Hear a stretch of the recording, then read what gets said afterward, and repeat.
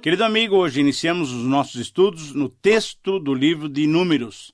Depois de um programa em que introduzimos o livro, fazendo 10 destaques para que, de modo geral, tivéssemos uma ideia completa do seu conteúdo, hoje nós vamos estudar o capítulo 1, com seus 54 versos, e o capítulo 2, com seus 34 versos.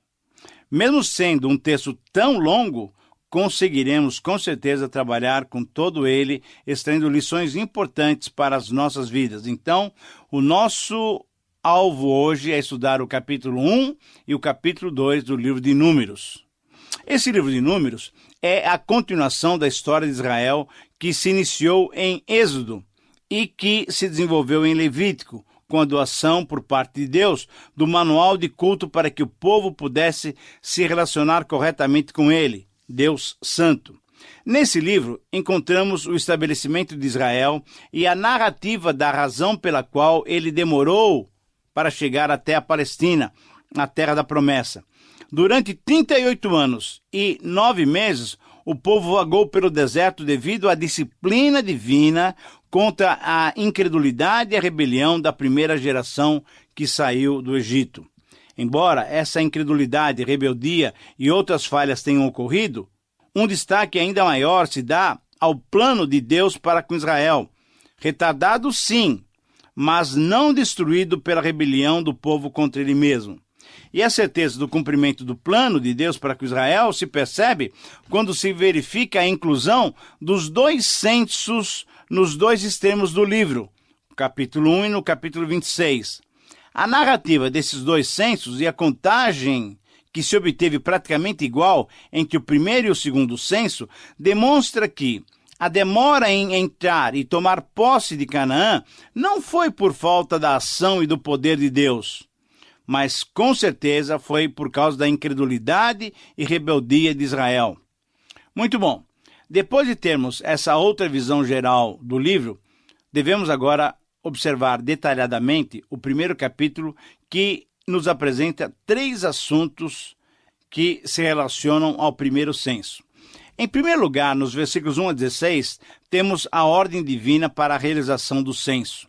Nesses versos, temos algumas observações que devem ser feitas. Primeiro, nos versículos 1 a 3, encontramos a ordem do Senhor a Moisés, dizendo-lhe que ele e Arão deveriam fazer um censo, contando todos os israelitas com mais de 20 anos de idade, conforme o versículo 3. Todos capazes de sair à guerra em Israel, a esses contarei segundo os seus exércitos. Segunda observação. Agora, você sabe o que é um censo? Censo é um recenseamento, isto é, uma contagem de dados estatísticos dos habitantes de uma região, de um estado ou de uma nação, com todas as suas características. No caso de Israel, as características que Deus ordenou que Moisés destacasse eram a idade de 20 anos para cima e a capacidade de irem para a guerra. Nos versículos 4 a 16, em terceiro lugar, Deus instruiu Moisés, ordenando-lhe que essa contagem completa dos israelitas fosse coordenada por ele e por Arão, mas deveria ser feita com a ajuda de um homem de cada tribo. Uma quarta observação, nos versículos 4 a 16 também, encontramos o nome de cada um desses auxiliares responsáveis diante de Moisés e Arão para coordenarem a contagem dos homens de cada tribo. Uma quinta observação é que esse censo, essa contagem, foi ordenada a Moisés 1 mês após a construção e o erguimento do tabernáculo, conforme estudamos em Êxodo 40:17. E devemos notar também que essa contagem foi distinta da que fora feita anteriormente e está registrada em Êxodo 38:25 a 26, que era relativa ao dinheiro para expiação. Isso é, a passagem sobre essa expiação está em Êxodo 30. Uma sexta observação é digno de nota também que nas 2 contagens o número de homens nessa faixa etária de 20 anos para cima foi o mesmo, 603.550, conforme 1:46, demonstrando que durante esse mês e pouco, entre uma contagem e outra contagem, nenhum homem com mais de 20 anos capaz de ir para a guerra faleceu no acampamento de Israel. E uma sétima observação, nessa primeira divisão do capítulo 1 é que temos que perceber, na nossa leitura bíblica, que entre as 12 tribos não aparece o nome da tribo de Levi. Mas por quê? Calma, acalme-se que nós vamos explicar esse fato daqui a pouco. Agora vamos para a segunda divisão, nesse capítulo 1. Em segundo lugar, então, nos versículos 17 a 46, vemos Israel tornando-se uma nação completa. Temos aqui também algumas observações a serem feitas. Primeira observação, conforme o versículo 16, diante dessa tarefa de grande responsabilidade, esses auxiliares foram chamados de príncipes de Israel, os cabeças dos milhares de Israel. Segunda observação, deve-se observar, e quem já leu o livro de Números de uma só vez, preparando-se para os nossos estudos, certamente constatou que os nomes desses príncipes aparecem ainda nos capítulos 2, 7 e 10. Eram realmente pessoas importantes dentro do povo de Israel. Terceira observação, em relação aos nomes desses príncipes, uma outra curiosidade que deve ser mencionada é a seguinte: a maioria deles, 8 dos nomes desses príncipes, tem alguma referência ao nome de Deus, Elohim.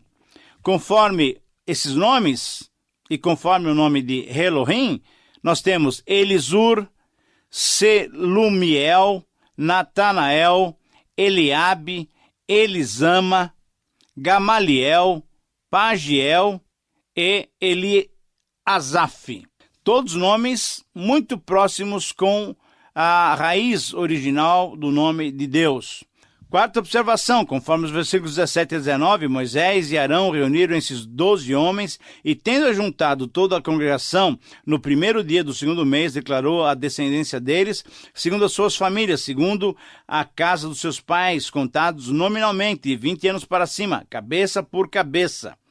O que se percebe nesses versículos 17 e 19 é um tipo de consagração e apresentação a todo o povo desses que seriam os coordenadores do censo. Moisés e Arão estavam delegando autoridade para esses príncipes realizarem a tarefa que Deus tinha ordenado a Israel. Quinta observação, nos versos 20 a 43, percebe-se que cada tribo repetiu-se a mesma fórmula. Primeiro, o nome da tribo, depois a designação de quem seria contado, isso é, homens com mais de 20 anos de idade, e terceiro, o total contado daquela tribo. Sexta observação, nos versículos 32 a 35, encontramos o nome de 2 filhos de José, Efraim e Manassés, substituindo o nome de Levi, que não foi relacionado. Agora, sobre a não inclusão de Levi, como nós falamos anteriormente, calma que nós vamos tratar daqui a pouco. Espere mais um pouquinho. E a sétima observação que devemos fazer em relação a esses versos, essa segunda divisão do capítulo 1, é uma observação relativa à palavrinha 1000. Muitos estudiosos têm discutido o significado dessa palavra. Alguns entendem que essas cifras foram adulteradas na transmissão do texto, mas isso não é comprovado. Outros entendem que essa palavra significa chefe, e isso então reduziria em muito a população dos israelitas, o que contradiz o texto que cita claramente milhares de israelitas. E ainda outros entendem que esse número pode ser simbólico, pois o valor numérico das letras de a comunidade de Israel é igual a 603, mas o nome de Moisés e a expressão todos os homens que possam servir no exército totalizariam o número 550. Mas embora tenhamos essas diversas opiniões e tentativas de se explicar esse número, a grande parte dos estudiosos aceita esse número de 603.550 como um número literal. Como também nós o aceitamos e, por consequência, temos assim uma população total de israelitas por volta de 2,5 milhões de pessoas. Se considerarmos que cada um desses homens tinha uma esposa e pelo menos 2 filhos, certamente era um grande povo, uma grande nação, uma grande multiplicação da semente de Abraão, conforme a promessa de Deus em Gênesis 12:2, 13:16 e 15:15, em que Deus afirmou ao primeiro patriarca que faria a sua descendência tão numerosa quanto o pó da terra ou as estrelas do céu. Muito bem, na sequência do texto, agora em terceiro lugar, nós temos a terceira divisão do capítulo 1, que vai dos versículos 47 até o versículo 54, e assim terminamos o capítulo 1. Aqui nós temos a explicação da separação da tribo de Levi. Agora sim, chegamos ao momento de explicar por que a tribo de Levi não foi incluída naquela contagem. Então, para isso, precisamos fazer também algumas observações. Primeiro, essa explicação pode ser dada através de uma pergunta. Por que é que Deus quis que se fizesse essa contagem? Ora, porque esse censo estava vinculado ao serviço militar, como se fosse um tipo de alistamento militar para as futuras batalhas de Israel. Segunda observação, porque Deus tinha excluído a tribo de Levi da defesa militar da nação, e por isso mesmo não a contou, conforme o versículo 47. Terceira observação, porque Deus, querendo mostrar que o suporte espiritual era de fundamental importância para a própria existência de Israel, ele requisitou a tribo de Levi para o serviço no tabernáculo e para o oferecimento dos sacrifícios. Uma quarta observação, porque Deus também queria mostrar que as vitórias a serem alcançadas, além de depender do poderio militar de Israel, sobretudo, veja bem, sobretudo, dependiam da relação de Israel com Deus através de um culto genuíno e sincero ministrado pelos levitas. Quinta observação, porque Deus tinha como propósito para os levitas serem um canal direto no relacionamento entre Deus e o seu povo. Sexta observação, porque o trabalho dos levitas, conforme o texto, era de cuidar de tudo o que se referia ao tabernáculo, isso é, guardar a arca do testemunho, seus utensílios, desmontar, transportar e remontar o tabernáculo, e deveriam também acampar ao redor do tabernáculo. E uma certa observação, em relação aos versículos 51 a 53, a ordem para que ninguém se aproximasse do tabernáculo, exceto os levitas, decorria do fato de Deus ser santo e o pecado não poder permanecer na sua santa presença. O fato dos levitas se acamparem ao redor do tabernáculo, isso evitaria a ira de Deus sobre a congregação de Israel. Finalmente, no versículo 54, que é o último versículo do capítulo 1, nos é relatado que os israelitas fizeram segundo tudo que Deus tinha ordenado a Moisés. Querido amigo, eu creio que a grande lição a ser aprendida e aplicada em nossas vidas diante desse capítulo 1 é a de que Deus nos ordena a desenvolver a nossa vida da maneira mais natural possível, isso é, com planejamento, contando com as possibilidades e fazendo os cálculos necessários. Mas a obtenção das vitórias sobre os inimigos circunstanciais e espirituais que nós vamos enfrentar, que certamente nós enfrentaremos, só ocorrerá. Essa vitória só acontecerá quando dependermos de Deus, e isso através de uma vida de adoração e intimidade com Ele. Bom, então chegamos assim ao capítulo 2. Nesse capítulo, nós temos como tema principal a ordem das tribos no acampamento e a organização das 12 tribos de Israel no acampamento, tendo o tabernáculo no seu centro. Deus estava preparando e instruindo Israel para que soubesse se conduzir na grande marcha pelo deserto. Os israelitas não foram enviados de qualquer maneira pelo deserto. Não, de jeito nenhum. Deus os orientou e mostrou como eles deveriam se portar em toda a sua peregrinação. Os israelitas precisavam aprender a acampar e a lutar também, porque agora eles mesmos teriam que enfrentar os inimigos. Israel não deveria esperar continuamente, sempre, que somente Deus lutasse por eles através dos seus feitos maravilhosos. Não, Deus queria que Israel lutasse, e para isso ele deveria estar bem preparado, bem posicionado. Mas, muito bem, para estudarmos melhor o capítulo 2, vamos dividi-lo também em 7 parágrafos. Em primeiro lugar, nos versículos 1 a 2, nós temos a posição central do tabernáculo. Diz assim o texto: Disse o Senhor a Moisés e a Arão: os filhos de Israel se acamparão junto ao seu estandarte, segundo as suas insígnias, na casa dos seus pais, ao redor. Em frente para a tenda da congregação se acamparão. Deus queria o acampamento do seu povo organizado de tal maneira que, tendo o tabernáculo a certa distância, conforme a melhor tradução, no centro, demonstrassem de modo claro que a adoração e o serviço a Deus seriam sempre centrais na vida de Israel. Em relação aos estandartes ou bandeiras e às insígnias ou emblemas, cada tribo tinha os seus emblemas distintos e a cada 3 tribos havia uma bandeira. De acordo com a tradição judaica, os emblemas distintos das tribos eram coloridos de acordo com as cores das pedras colocadas no peitoral do sumo sacerdote, conforme Êxodo 28, 15 a 21. E, além disso, os israelitas marchavam com 4 bandeiras com 4 figuras distintas. As tribos lideradas por Judá tinham a figura de um leão na sua bandeira. As tribos lideradas por Ruben tinham a figura de um homem na sua bandeira.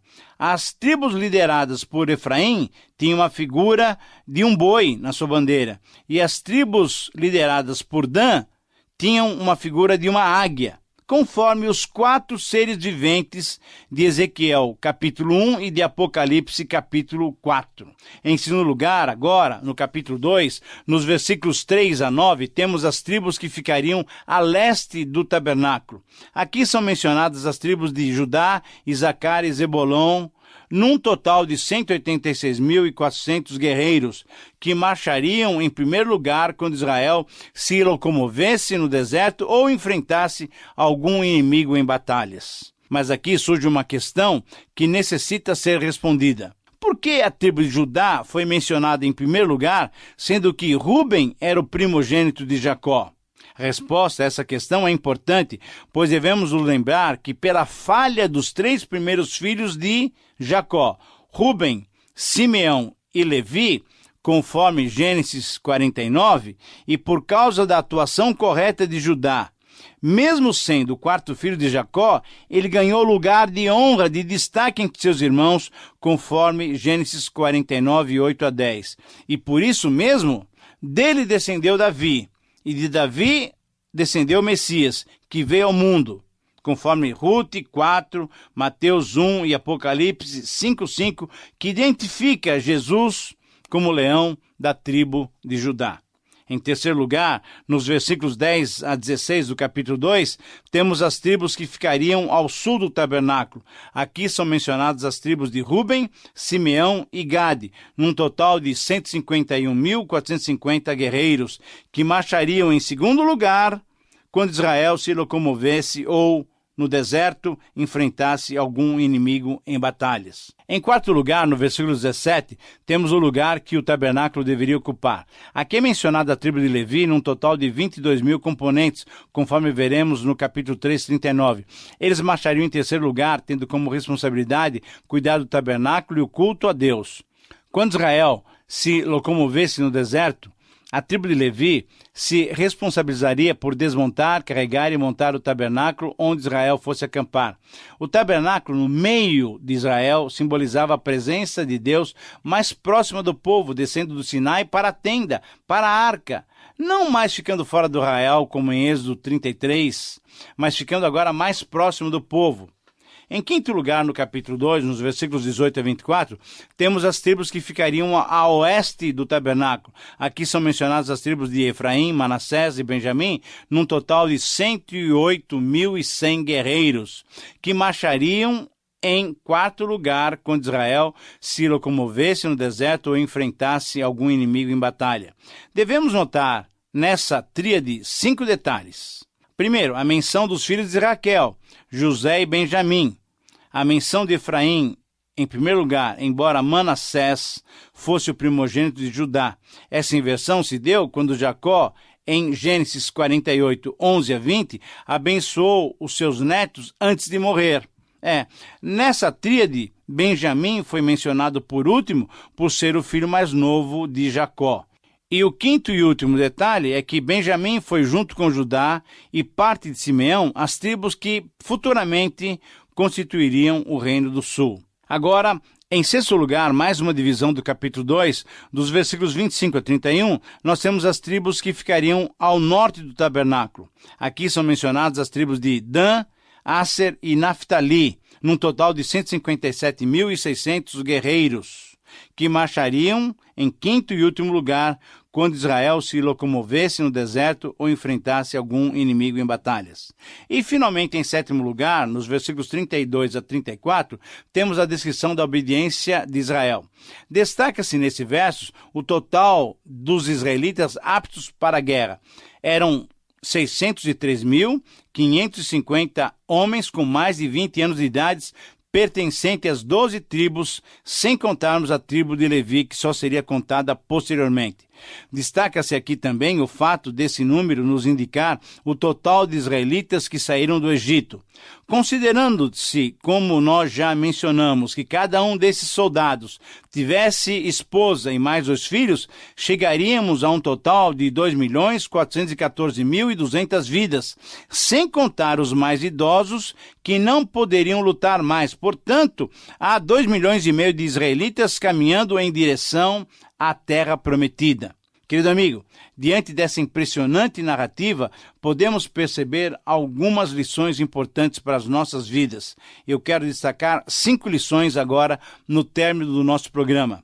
Primeiro, Deus é organizado em tudo que faz, portanto, nós cristãos deveríamos também agir seguindo esses passos. Segundo, a diversidade de posições e atribuições das tribos deve nos fazer lembrar o princípio neotestamentário recebido no corpo de Cristo: unidade, diversidade e mutualidade. Unidade, pois Israel era só um povo. Diversidade, pois as 13 tribos tinham posições e funções diferentes. E mutualidade, porque cada tribo dependia uma da outra. Terceira lição: a presença de Deus no meio do seu povo nos relembra a promessa de Jesus que disse: onde estiverem 2 ou 3 reunidos em meu nome, ali estou no meio deles.